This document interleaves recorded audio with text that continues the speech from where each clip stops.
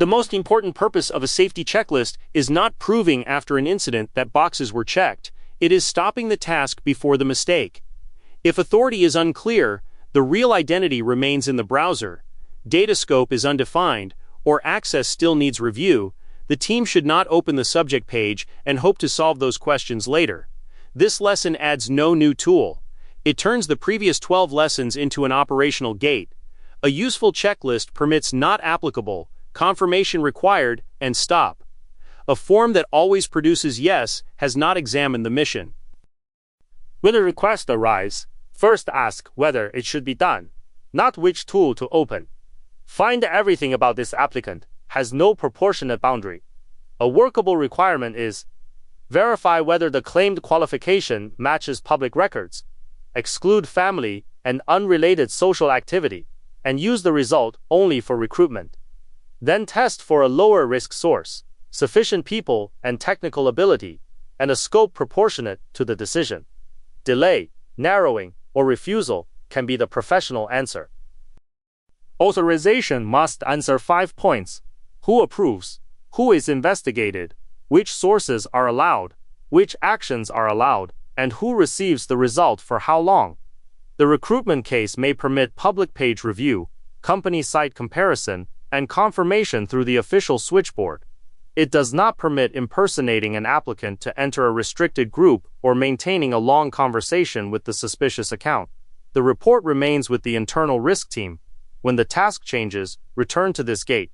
Passive viewing does not automatically expand to attachments, contact, or public naming. An unconfirmed new action remains pending. A 10-page threat report is not required for every task, but at least one complete realistic path is. Who may notice the work? Why would that actor investigate? Which identity, account, device, location, or relationship surface is reachable?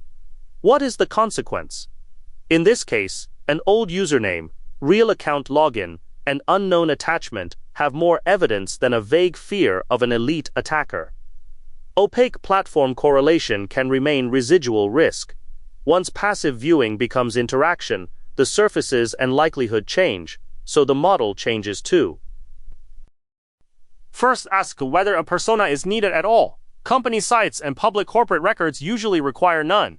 Relevant material behind a platform login may justify a narrowly scoped, isolated identity. When needed, inspect email, verification, username, avatar, recovery, and browser environment. Test externally through username search, image search, and recommendation review rather than trusting settings alone. Record permitted behavior, prohibited behavior, owner, and retirement date. A persona reused across subjects with no exit point becomes its own exposure surface. VPN enabled does not prove that the environment passed. Are real logins and sync absent? Do DNS, WebRTC, time zone, and exit behave as expected? Are clipboard, folders, drag and drop, and cloud sync controlled? Have downloads, uploads, capture, and metadata handling been tested? A separate profile may be enough for passive public viewing. Unknown attachments or malicious indicators justify a VM, remote environment, disposable workspace, or specialist owner. Record results such as real accounts, none, and shared folders, disabled, not only product names. Define the data table before collection. Recruitment verification needs account, role, time, domain, official comparison, and source link. It does not need the names, images, and personal history of everyone in the comments. Raw captures remain restricted. The analytic table extracts required fields, and executive or public products receive further minimization. Cache, temporary downloads, working tables, and archive each need an expiry action.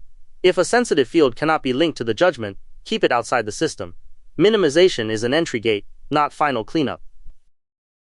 This gate does not ask the analyst to act as counsel. It exposes signals that require qualified review. Is the source public, registered, paid, restricted, or internal? Does the account or license permit the action? Is sensitive, cross-border, or large-scale personal data involved? Is the product internal or public? Restricted spaces, leaked data of unknown origin, children's information, sustained cross-border processing, and public allegations enter escalation. Ethics asks one more question. Even if an action may be allowed, is it necessary, and is there a less harmful alternative? Human contact changes the evidence seen, so it gets a separate gate. Have public sources reached a reasonable stopping point? Is the page and time preserved? Does the channel come from an official source? Is the question neutral, single purpose, and limited to necessary disclosure? The recruitment case uses the public switchboard rather than direct messaging to the suspicious account. Requests for real identity, unknown attachments, threats, or persistent probing trigger the stop condition. An unresolved gap may remain in the report. Improvisation is not mandatory. Some requests stop immediately. Credential attacks, impersonation, permission bypass, deceptive access to restricted spaces, purchase of leaked data from unknown sources, elicitation of secrets, harassment, stalking, or disclosure of unrelated home and family information. A requester saying, "I do not care how you obtain it," is also a signal to record and refuse.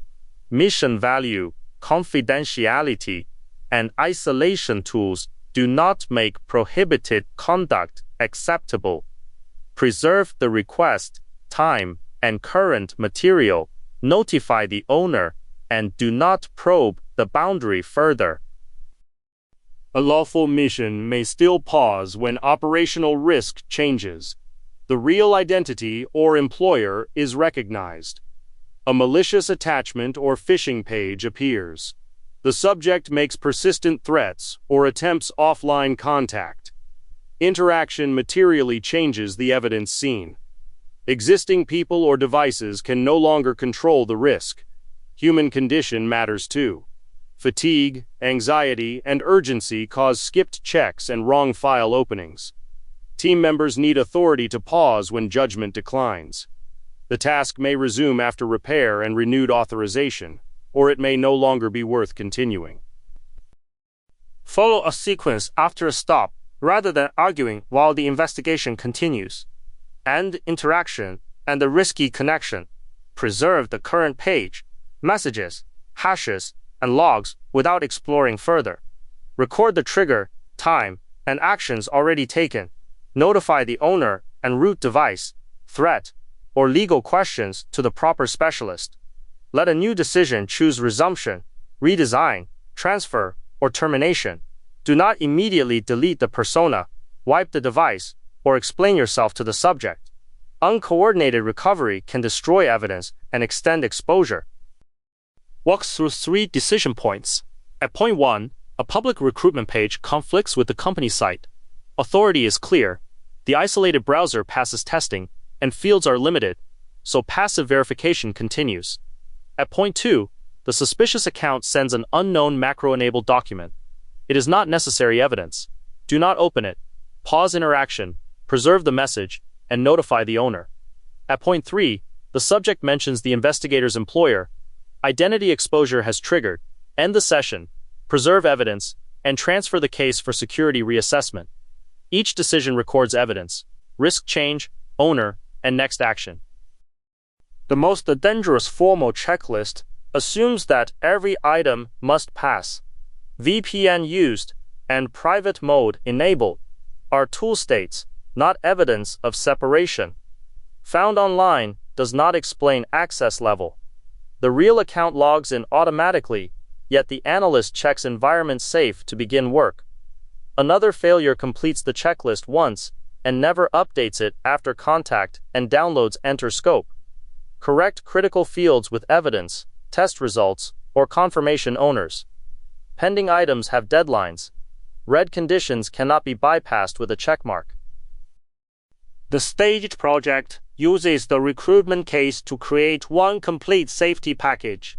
It contains requirement and source boundaries, threat model and critical information inventory, persona and environment choices, personal exposure, law, ethics, data minimization, interaction plan, stop conditions, response contacts, review dates, and residual risk. The project does not reward tool quantity. Every choice should follow the task and threat and remain reviewable by another analyst. A complete output lets a successor understand what happened. why the judgment was made, which actions were intentionally not taken, and who owns the next step. Include accessible authorization or source bases, 3 numbered evidence items, 1 counterpoint or unverified issue, current confidence, version, update time, review trigger, and owner. Security controls need test results and residual risk rather than appropriate measures were taken. A model conclusion is, we assess with moderate confidence that the account lacks company authorization, based on the missing official role, mismatched contact domain, and denial through the company's public channel. The investigation did not enter restricted spaces, and the unknown attachment was not opened. Platform ownership records remain unavailable. The stage leaves us with more than a collection of safety tools. It places boundaries inside investigation design. Begin with requirement and authority. Identify threats and critical information. Choose identity, browser, network, and device controls in proportion to risk. Review access, use, privacy, and role responsibility. Keep human confirmation public, lawful, minimal, and documented. Write the stop button before pressure arrives. Safety changes with the task, subject, source, and audience. It is not a form completed once. The next stage moves into source rating and evidence management, turning collected material into evidence that supports judgment and review.